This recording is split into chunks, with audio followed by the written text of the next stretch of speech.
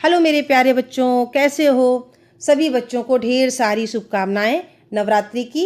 माता रानी आप लोगों पर ऐसी ही कृपा बना के रखें और जो भी लक्ष्य आपने अपने जीवन में रखा है जल्द से जल्द माता रानी उसको पूरा कराएं। ठीक है? तो बच्चों, जैसा कि आपने देखा कि हम एनसीईआरटी से शुरुआत कर रहे हैं। अभी हमने हिस्ट्री की एनसीईआरटी कंप्लीट करा दी थी, अब हम ज्योग्राफी की करा रहे हैं। ऐसे ही धीरे धीरे हम टेक्स्ट बुक पे भी चलेंगे और ऐसे ही आप अपनी पढ़ाई को बेहतर बनाइए। तो बस चलो शुरुआत करते हैं। आज हम लोग पढ़ेंगे एनसीईआरटी क्लास 6 चैप्टर 6 ज्योग्राफी। तो बच्चों, आज मैंने दूसरी तरीके से स्लाइड बनाई है, दोनों तरीके से। तो आप लोग देखिए, आप लोगों को पसंद आए तो ज़रूर बताइएगा कि ये तरीका बेटर है कि पहले वाला तरीका बेटर था पढ़ाने का। ठीक है? तो आज हम लोग चलो शुरुआत करते हैं। ठीक है बच्चों? तो हम लोग आज शुरुआत करेंगे चैप्टर 6। क्या होता है? पृथ्वी के प्रमुख स्थल रूप। स्थल रूप क्या होते हैं? अब चलो ये जाने स्थल रूप क्या होते हैं। देखो, आपने अपने कुछ स्थलों को तो जरूर देखा होगा, कभी कभी देखा होगा। देखा कि नहीं देखा है? आप देखें कि पृथ्वी की सतह सभी जगह एक समान नहीं होती है। देखा होगा कभी, कहीं ऊंचे पर्वत होते हैं, कहीं ढाल होती है, कहीं पृथ्वी अनगिनत प्रकार के स्थल रूप होते हैं। स्थल मंडल के कुछ भाग ऊंचे होते हैं तो कुछ भाग नीचे होते हैं तो कुछ समतल होते हैं। ये स्थल रूप दो प्रक्रियाओं के परिणाम स्वरूप बनते हैं। आपको यह जानकर आश्चर्य होगा कि मैदान जिस पर आप खड़े हैं उसमें धीरे धीरे गति हो रही है। क्या हो रही है? गति हो रही है। क्या हो रही है? गति हो रही है। और पृथ्वी के अंदर लगातार गति हो रही है। जहां आप खड़े हैं वहां पर भी धीरे धीरे गति हो रही है और पृथ्वी के अंदर भी धीरे धीरे गति हो रही है। प्रथम या आंतरिक प्रक्रिया के कारण बहुत से स्थानों पर पृथ्वी की सतह कहीं ऊपर उठ जाती है तो कहीं नीचे धंस जाती है। तो होता क्या है, चलो समझते हैं। पृथ्वी जिस तरह दिखाई देने वाली विभिन्न आकार और आकृतियों को स्थल रूप कहते हैं। पृथ्वी की सतह पर दिखाई देने वाले विभिन्न आकार और आकृतियों को क्या कहते हैं? स्थल रूप कहते हैं। जहाँ ऊंचाई ज़्यादा हो उसको क्या कहते हैं? पर्वत कहते हैं। और जहाँ ऊंचाई पर समतल हो उसको क्या कहते हैं? पठार कहते हैं। जहाँ पूरी तरह से सपाट हो उसको क्या कहते हैं? मैदान कहते हैं। जहाँ सूखा और रेत हो उसको क्या कहते हैं? रेगिस्तान कहते हैं। ये देखो बच्चों, हम लोगों ने इमेज लगा दी है। ये देखो, ये हमारा क्या है? रेगिस्तान टाइप में है। ये देखो पर्वत हैं, ये पर्वत हैं, ये पठार हैं। ये सब देखो बच्चों, इस तरीके से आप लोग देखिए। तो ये इमेज हमने लगा दी और इसको समझाने की कोशिश की। अब देखो बच्चों, स्थल रूप कैसे बनते हैं। सबसे बड़ी बात, आंतरिक शक्तियाँ और बाह्य शक्तियाँ। पृथ्वी में क्या होता है? क्या होता है? आंतरिक शक्तियाँ होती हैं और बाह्य शक्तियाँ होती हैं।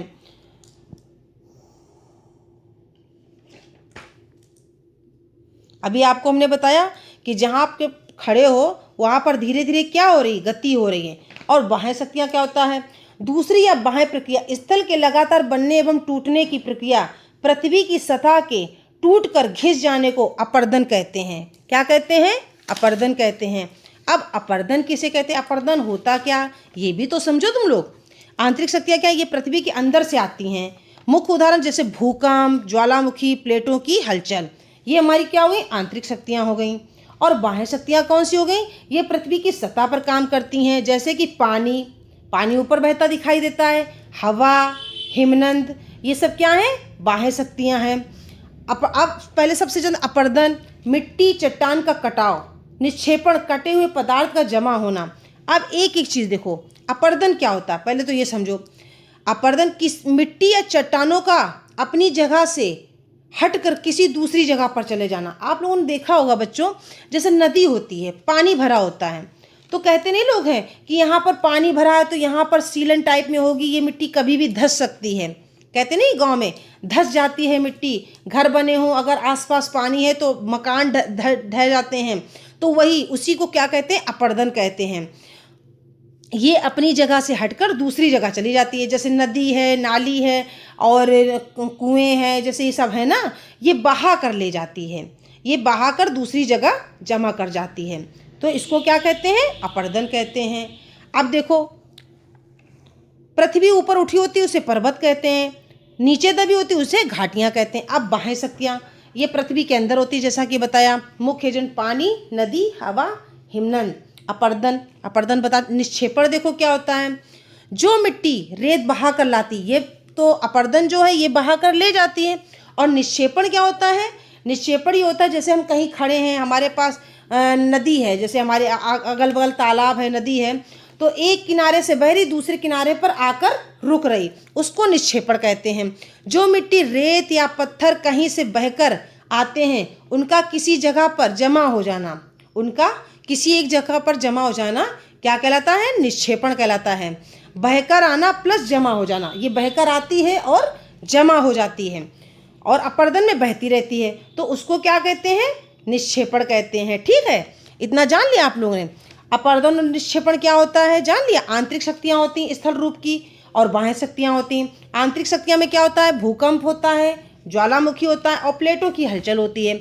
बाह्य शक्तियों में क्या होता है, पानी जो नदी के ऊपर है, हवा है, हवा से भी मिट्टियाँ बहती हैं, हिमनद हैं। ठीक है, तो ये क्या होते हैं, ये ऊपर होते हैं। क्या होते हैं, ये ऊपर होते हैं। आपने हिमनद को देखा होगा कि कुछ पर्वतों पर हमेशा बर्फ जमी होती है। हिमनद क्या होते हैं, कुछ पर्वत ऐसे होते हैं, इतनी ठंडी जगह होती है वहाँ पर हमेशा बर्फ जमी रहती है और नदियाँ भी होती हैं, उन्हें हिमानी कहा जाता है। यहाँ कुछ ऐसे ही पर्वत हैं जो समुद्र के भीतर हैं तथा जिन्हें आप नहीं देख सकते। कठोर जलवायु होने के कारण पर्वतीय क्षेत्र में बहुत कम लोग निवास करते हैं, इतनी ठंडी जलवायु होती है। वहाँ का धरातल खड़ी ढाल वाला होता है तथा कृषि योग्य भूमि की कमी हो जाती है। क्या हो जाती है, कमी। भाई इतनी ठंड होती है तो वहाँ कृषि कैसे होगी, इतनी ठंड में कृषि हो ही नहीं पाएगी। तो पर्वत एक रेखा के क्रम में भी व्यवस्थित हो सकते हैं, वहाँ एक रेखा के क्रम में भी पर्वत व्यवस्थित हो जाते हैं। ठीक, उसको हिमनद कहते हैं। अब चलो इधर आओ, ये देखो पर्वत क्या होते हैं, चलो ये जान लो। बहुत ऊंची और ढाल वाली भूमि को पर्वत कहते हैं। जो बहुत ऊंची होती हैं और ढाल वाली भूमि होती हैं उनको क्या कहते हैं, पर्वत कहते हैं। ऊंचाई बहुत अधिक और ठंडी जलवायु, ऊंचाई बहुत अधिक होती है और जलवायु कैसी होती है, ठंडी। कैसी होती है, ठंडी होती है, ठंडी होती है। ऊपरी भाग बर्फ और ढाल तेज होती है। देखो पर्वत का चित्र लगाया है, ये देखो पर्वत है, दिख रहा है, ये देखो रेड कलर ले लें, ये देखो पर्वत है, ये देखो चोटी सा बना है। तो क्या होता है, इसमें ऊंचाई बहुत अधिक होती है, ठंडी जलवायु होती है। ऊपरी भाग में बर्फ ढाल तेज होती है। नदियों का स्रोत गंगा यमुना वर्षा लाने में मदद करती हैं। क्या होती है, गंगा यमुना वर्षा लाने में मदद करती हैं। ठीक है, वर्षा पर्यटन स्थल प्रकार के होते हैं, जैसे फोल्ड माउंटेन, जैसे हिमालय, ब्लॉक माउंटेन, वोल्केनो। अब ये देखो क्या क्या होते हैं, ध्यान से देखना, बहुत ध्यान से पढ़ना। ठीक है, चलो पढ़ो। देखो पर्वतीय तंत्र समांतर श्रृंखलाओं के क्रम में होते हैं। पर्वतीय तंत्र कैसे होते हैं, समांतर श्रृंखलाओं के क्रम में होते हैं, जो सैकड़ों किमी में फैले होते हैं। हिमालय, आल्प्स तथा एंडीज क्रमशः एरिया, यूरोप तथा दक्षिण अमेरिका की पर्वत श्रृंखलाएं। पर्वतों की ऊंचाई आकार में भिन्नता होती है। पर्वत 3 प्रकार के होते हैं, वलित पर्वत, भ्रंशोत पर्वत और ज्वालामुखी पर्वत। अब देखो वलित पर्वत कौन होते हैं, ध्यान से देख लो, पहले एक एक शब्द पढ़ते चलो। वलित पर्वत क्या होते हैं, पृथ्वी की अंदरूनी शक्तियों के कारण चट्टानों के मुड़ने से, पृथ्वी की जो अंदरूनी शक्तियाँ होती हैं उसमें चट्टानों के जो मुड़ जाने से बनते हैं और उनको क्या कहते हैं, वलित पर्वत कहते हैं। जैसे कि जब पृथ्वी की प्लेटें आपस में टकराती हैं, पृथ्वी की जो प्लेटें होती हैं वो आपस में टकराती हैं तो जमीन की परतें दबकर ऊपर मुड़ जाती हैं। कैसे मुड़ जाती हैं, दबकर मुड़ जाती हैं और ऊपर उठ जाती हैं, तो वो पर्वत का रूप ले लेती हैं। उनको क्या कहते हैं, वलित पर्वत कहते हैं। इधर देख लो, चट्टानों के मुड़ने से वलित पर्वतों का निर्माण होता है।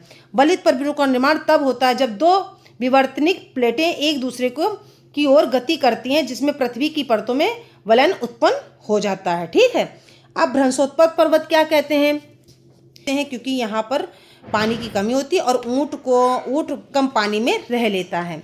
रेत की टीले होते, पानी की कमी है, दिन में गर्म और रात में ठंडा होता है।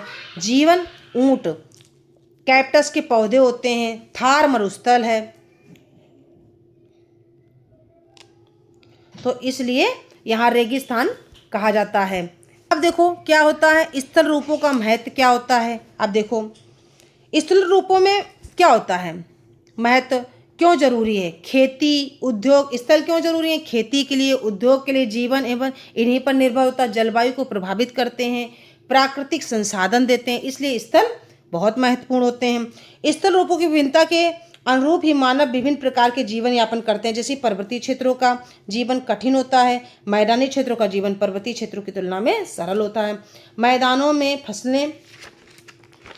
क्या होती हैं, फसलें उगाना, घर बनाना, सड़कें बनाना पर्वतीय क्षेत्रों की तुलना में अधिक आसान होता है। विभिन्न प्रकार के स्थल रूपों पर रहने वाले लोगों के रहन सहन के तरीकों में भी कुछ अंतर होता है।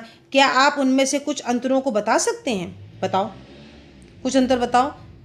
कभी कभी प्राकृतिक आपदाएं आ जाती हैं, जैसे भूकंप, ज्वालामुखी, उद्गार, तूफान या बाढ़ बहुत विनाश कर देते हैं।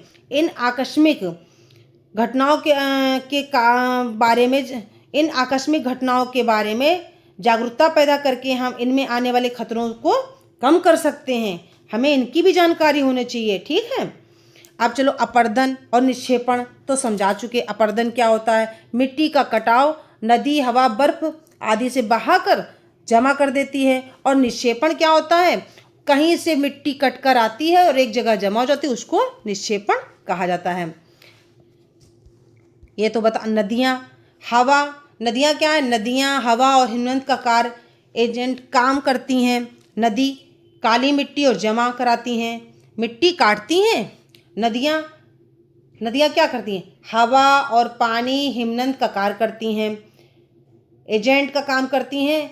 और नदी मिट्टी काटती और जमा करती हैं। हवा रेत उड़ाती हैं, रेगिस्तान बनाती हैं। हिमनद बर्फ से भूमि को घिसता हुआ है। अब 1 मिनट रिवीजन देख लो। हम लोगों ने सब लोग देख लिया ना, सब चीज़ें देख ली। 1 मिनट अब रिवीजन देख लो। पृथ्वी पर 4 प्रमुख स्थल रूप होते हैं, पर्वत, पठार, मैदान, रेगिस्तान। ये बनते हैं आंतरिक और बाह्य शक्तियों से। नदी है, हवा है, हिमनद भूमि को बदलते रहते हैं। इन्हीं के अनुसार, नदी के अनुसार, हवा के अनुसार, हिमनद के अनुसार हमारी भूमि में परिवर्तन होते रहते हैं, ठीक है। ये तो हमने एक PDF बनाई थी और आप लोगों को पढ़ा दिया। अब देखो जो हम लोग पहले बनाते थे उसका हमने लगाया। अब इसमें हम जो लोग ज़रा सा पढ़ेंगे, ठीक है। दोनों चीज़ें लगा दी। आप लोग बताना कैसे पढ़ाना सही रहेगा। अब देखो इसको, पृथ्वी के प्रमुख स्थल रूप, पृथ्वी के प्रमुख स्थल रूप, ये हमारा PDF है। ये दे दिया तुम लोगों को, पढ़ा भी दिया, चित्र भी दे दिए, पॉइंट भी लिखा दिया। अब ये एक तुम लोगों को चार्ट दे रहे हैं। अब इसमें देखो स्थल रूप क्या होते हैं, तो आप लोगों को कहीं ना कहीं से कैसे नहीं समझ में आएगा। आप लोगों को हम कोशिश करते हैं हर तरीके से समझ में आए।